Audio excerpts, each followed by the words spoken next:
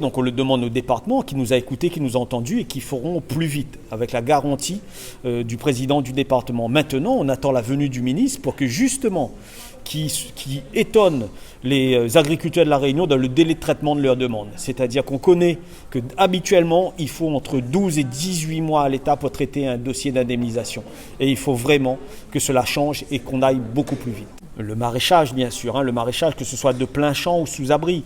Mais quand je dis maraîchage, je pense aussi aux horticulteurs, il ne faut pas l'oublier, les fleurs. On a la Saint-Valentin la semaine prochaine, il y aura très peu de fleurs locales dans les bouquets.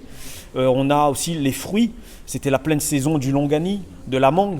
Même les parcelles d'ananas ont été abîmées parce qu'avec les pluies, après les pluies, c'est le soleil très chaud qui fait dégrader la qualité des fruits et des légumes. Moi, j'ai pu le constater. J'étais chez un maraîcher hier à Sillaos où 35 000 plants de tomates en production ont été perdus. 2 hectares de tomates, ce qui représente une part de production pas négligeable et une énorme perte de revenus pour cet agriculteur-là.